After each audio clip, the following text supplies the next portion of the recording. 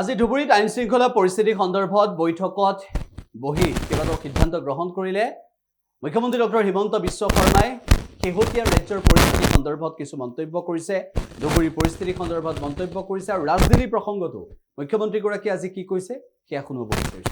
তিনিওটা জলাশয় আমাৰ গোৱালপাৰা জিলাৰ প্ৰাকৃতিক ভাৰসাম্যৰ বাবে খুব প্ৰয়োজনীয়। আমি ৰাজ্যৰ কেবিনেটে আমাৰ হাছিলা বিল আৰু উৰপদ বিলৰ এটা এৰিয়াটোক আমি বনাঞ্চললৈ ৰূপান্তৰ কৰাৰ বাবে ইতিমধ্যে প্ৰাৰম্ভিক কাম আৰম্ভ কৰিছোঁ। 3 মাহৰ ভিতৰত ৰাইজৰ মতামত আৰু শুনানি লৈ এই দুইখন বিলক আমি বনাঞ্চললৈ ৰূপান্তৰ কৰিম আৰু আমাৰ কুমৰি বিলখনকো আমি বনাঞ্চললৈ কৰাৰ বাবে আমি প্ৰস্তাৱ ৰাখিছোঁ। ইয়াত বনাঞ্চলৰ লগে লগে পৰ্যটনো হ'ব আৰু তাৰ বাবে ইতিমধ্যে পৰ্যটন উন্নয়ন নিগমে ইয়াৰ এখন টুৰিজিম মাষ্টাৰ প্লেন নিৰ্মাণ কৰিব। তাৰ বাবে ইতিমধ্যে মই তেওঁলোকক দায়িত্ব দিছোঁ। আজি মই নিজে এবাৰ চাই গ'লোঁ আৰু সেই ধৰণে আমি ব্যৱস্থাখিনি আমি আগবঢ়াই লৈ যাম আৰু মই ৰাইজৰ সহযোগিতা কামনা কৰিম। উৰপদ বিল আৰু কুমৰি বিলতো যি বেদখল আছে সেই বেদখলখিনিও আমি আঁতৰাম। খালি মই ভাবোঁ যে বনাঞ্চললৈ ৰূপান্তৰ হোৱাৰ লগে লগে তাত কিছু ম্যাদী পট্টাও দিয়া আছে। ম্যাদী পট্টাখিনিতো আমি অধিগ্ৰহণ কৰি আঁতৰাব লাগিব।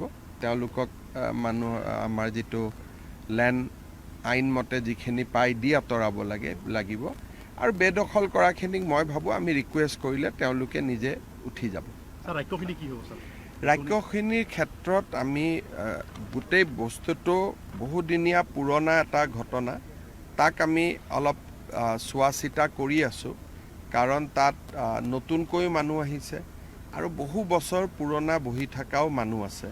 গতিকে গোটেই কথাখিনিক লৈ আমি বিভিন্ন ব্যক্তিৰ লগত আলোচনা কৰি আছোঁ।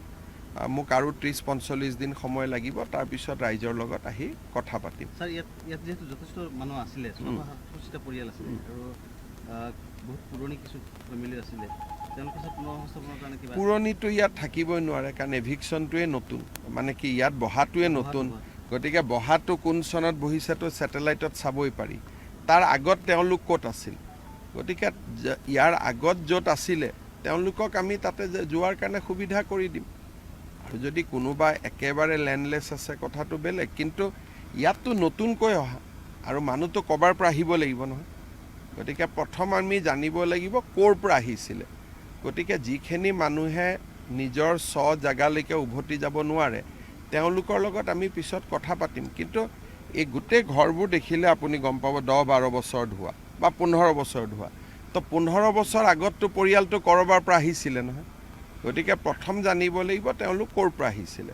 বোলে নহয় গৰাখহনীয়া হৈছিলে, মাটি গৈছিলে, তেতিয়া আমি সেই গাঁৱতে ব্যৱস্থা কৰি দিম। কিন্তু প্ৰথম আমি জানিব লাগিব প্ৰত্যেকজন মানুহৰ বুৰঞ্জী আৰু ইতিহাস।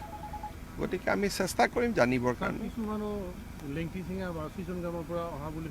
যাবগৈ, নিজে যাবগৈ তেওঁলোক।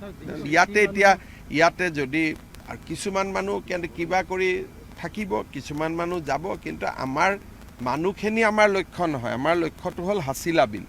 আমি হাছিলা বিলত কাকো আহিব নিদিওঁ। হাছিলা বিলখন আমি সংৰক্ষণ কৰিম। গতিকে আমাৰ লক্ষ্যটো মানুহখিনি নহয়, আমাৰ লক্ষ্যটো হ'ল হাছিলা বিল।